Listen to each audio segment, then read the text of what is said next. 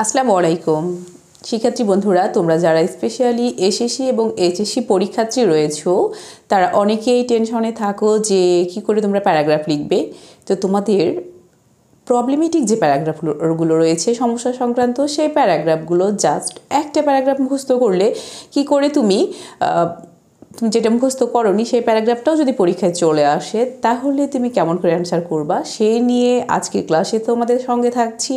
আমি তোমাদের ma'am Rafi Ahmed, lecturer in English.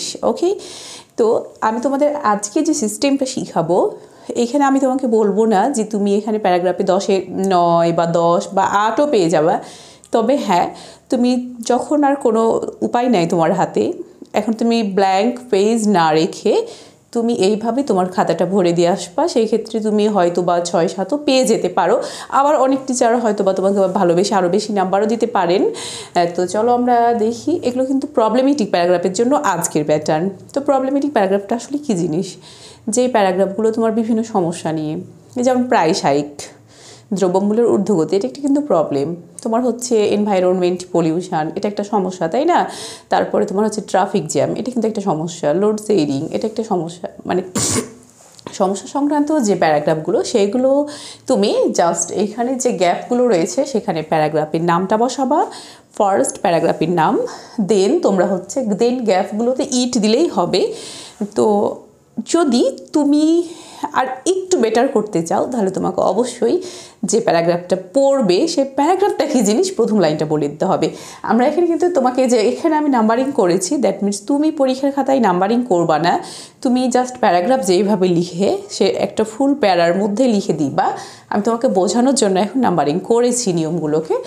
তাহলে এখানে দেখো যে dash is a common affair in our country, ধরো লোড শেডিং বা প্রাইস হাইক বা এনভায়রনমেন্ট পলিউশন অথবা ক্লাইমেট চেঞ্জ, তাই না? ক্লাইমেট চেঞ্জও তো একটা বড় সমস্যা। এখন কিছু কিছু সমস্যা রয়েছে যেটা শুধুমাত্র আমাদের দেশে আছে, আবার কিছু যেমন লোডশেডিং বা তোমার ট্রাফিক জ্যাম, এই প্রবলেমগুলো হয়তো সারা বিশ্বে নাও থাকতে পারে। আমাদের দেশে মোস্টলি আছে, আর অন্যান্য দেশেও আছে, কিন্তু সারা বিশ্বে যাচ্ছে এমনটা না। অতএব তুমি ওই ধরনেরগুলোতে ইন দ্য হোল ওয়ার্ল্ড এই কথাটা আর দিবা না। আর যদি ধরো ক্লাইমেট চেঞ্জ, এটা কিন্তু সারা বিশ্বব্যাপী হচ্ছে, সেই ক্ষেত্রে তুমি ওখানে কী করবা? পুরো বিশ্বের কথাটাই নিয়ে আসবা। তাই বলে এটা কিন্তু তুমি প্রথম লাইন দিবা না, তোমার প্যারাগ্রাফটা যা বলছে তুমি সেটাই দিবা। ধরো বলছে ট্রাফিক জ্যাম, তখন বললা যে traffic jam means a long line of vehicles on the busy road. এইভাবে তুমি হচ্ছে যে যদি লোডশেডিং বলে তখন বললা যে load shedding means discontinuation of the power supply of electricity, এইভাবে বলবা। হ্যাঁ, ধরো প্রাইস হাইক বললো, তখন বললা যে দ্রব্যমূল্যের যে ঊর্ধ্বগতি, the price of daily necessaries increasing day by day. এইভাবে তোমাকে হচ্ছে যে ফার্স্ট যদি তুমি লাইনটা টপিক সেন্টেন্স দিতে পারো, it will be most better. হ্যাঁ, তাহলে এটা সবচেয়ে ভালো হয়। দেন তখন তুমি বললা যে এটা একটা কমন সমস্যা। দেখো এই কথাগুলো কিন্তু কমনলি আমরা প্যারাগ্রাফে বসিয়ে থাকি। তারপর আমি বারবারই বলছি যে তুমি যদি প্যারাগ্রাফটা তোমার জানা থাকে, যেটা পরীক্ষায় এসেছে সেটা যদি ভালো করে জানা থাকে তাহলে তুমি সেইটাই লিখবা। এইটা কখন লিখবা? যখন তোমার জানা নেই। এখন তুমি ব্ল্যাঙ্ক পেজ না রেখে এসে এইভাবে প্যারাগ্রাফটা লিখতে পারো। তবে হ্যাঁ, খুবই মজার বিষয়, মাত্র এখানে 12টা তুমি সেন্টেন্স মুখস্থ করলে তুমি হয়তো 20টা প্যারাগ্রাফ কাভার করে ফেলতে পারবা। তো দেন দেখো যে it is one of the major problems. অনেকগুলো সমস্যা রয়েছে, তার মধ্যে এটা একটা সমস্যা ইন মডার্ন টাইম, মানে আধুনিক সময়। অ্যাকচুয়ালি আগেও ছিল, বাট কিছু কিছু প্রবলেম কিন্তু আগেও ছিল, এখনও আছে, বাট আমরা মডার্ন টাইমটা দিলে কমন কথা বলা যায়।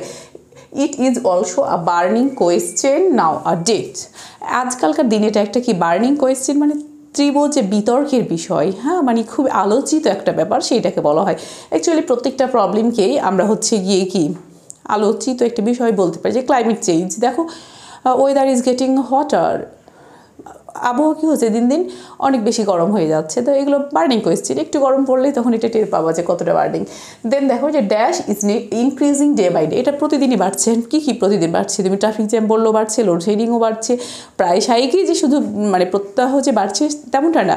প্রত্যেকটা তোমার এনভায়রনমেন্ট পলিউশন বলো, ওয়াটার পলিউশন বলো, সাউন্ড পলিউশন বলো, এগুলো প্রত্যেকটা জিনিসই, ডিফরেস্টেশন বলো, এগুলো সবই কী হচ্ছে তোমার দিন দিন বেড়ে যাচ্ছে। অতএব এর একটা কমন ল্যাঙ্গুয়েজ তুমি ইউজ করতে পারো যে it is increasing day by day, দিন দিন বেড়ে যাচ্ছে, which is affecting severely our normal life, যেটা বরাবর আমাদের সাধারণ জীবনযাপনের উপর একটা ক্ষতিকর প্রভাব বিস্তার করছে। এই কথাটা কিন্তু প্রত্যেকটা প্যারাগ্রাফে তুমি দিতে পারো, মানে যেগুলো প্রবলেমেটিক, এটা এড়িয়ে যাওয়ার কোনো সুযোগ নাই। দেন তুমি দাও যে ইট কজেস মেনি প্রবলেমস, এখানে অনেক সমস্যার সৃষ্টি হয় ইন আওয়ার কান্ট্রি। যদি হচ্ছে কান্ট্রি লেভেলের প্যারাগ্রাফ হয় কান্ট্রি দিবা, যদি আন্তর্জাতিক লেভেলের প্যারাগ্রাফগুলো হয়ে থাকে তাহলে তুমি কী করবা, ইন দ্য হোল ওয়ার্ল্ড দিয়ে দিবা। দেন দেখো পরের লাইনে তুমি লিখবা যে উই থিঙ্ক দ্যাট, আমরা মনে করি যে man is mostly responsible for it, আসলে মানুষই এটার জন্য দায়ী। অথবা তুমি এখানে ম্যানের জায়গায় তুমি আরেকটু কী করতে পারো যে আনকনশাস ম্যান, হ্যাঁ, unconscious man is mostly responsible, যারা হচ্ছে অসচেতন লোক তারাই মূলত এটার জন্য দায়ী।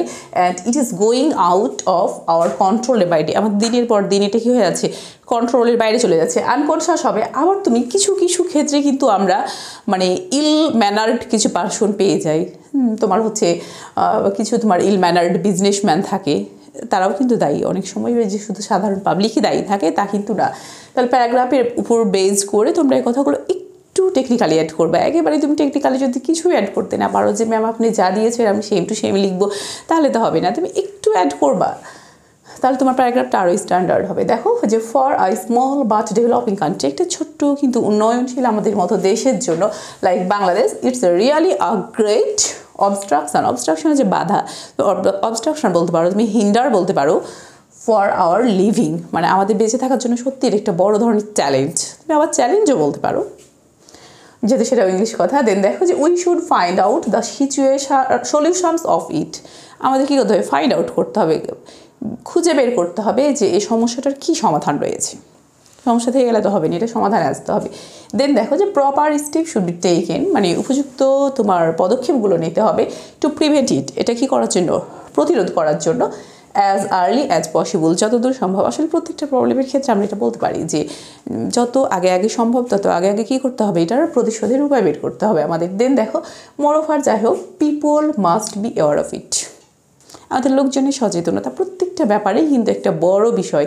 তুমি লোডশেডিংয়ে আসো, আমরা যদি সচেতন হই, টোটাল লোডশেডিংটাকে কমাতে না পারি, কিন্তু আমরা মানে যদি আমরা 1%ও পারি, এটাও তো কম না। আমরা যখন রুম থেকে বের হব, আমরা যদি লাইটগুলো অফ করি, ফ্যানগুলো অফ করি, টেলিভিশন অফ করে রাখি, আমরা এই জিনিসগুলো করলে কিন্তু এমনিতে আমরা অনেকটাই সেভ করতে পারি। সেই ক্ষেত্রে আমাদের লোকজনের কনসাসনেস, এই জিনিসটা কিন্তু প্রবলেমেটিক প্যারাগ্রাফে বড় একটা ভূমিকা রাখে, এই জিনিসটা তুমি অবশ্যই হাইলাইট করবা। দেন দেখো যে we world should work jointly, আসলে প্রত্যেকটা জায়গায় প্রত্যেকটা প্রবলেমে তুমি এটা দিবা যে আমাদের সবাইকে একই সঙ্গে কাজ করতে হবে।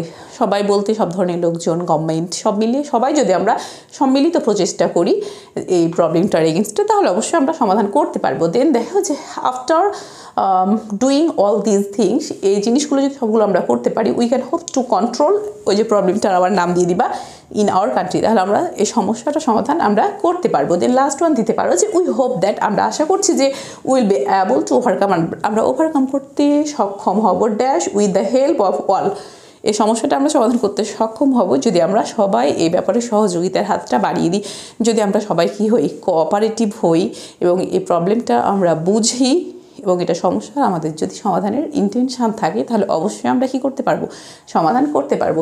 তো শিক্ষার্থী বন্ধুরা, অ্যাকচুয়ালি জাস্ট প্রবলেমেটিক যে প্যারাগ্রাফগুলো, আবারও বলছি, তোমরা শুধুমাত্র সেই প্যারাগ্রাফগুলো এই রুলসটা ফলো করে করতে পারো। কখন করবা, যখন তুমি প্যারাগ্রাফটা স্ট্যান্ডার্ডলি লিখতে পারছো না, এখন আমি নিরুপায়, অসহায়, সেই ক্ষেত্রে অবশ্যই তুমি এভাবে কমপ্লিট করে আসতে পারো। তো শিক্ষার্থীরা, কেমন লাগলো ভিডিওটা অবশ্যই কমেন্ট সেকশনে জানাতে ভুলবে না। আজ পর্যন্তই, আল্লাহ হাফেজ।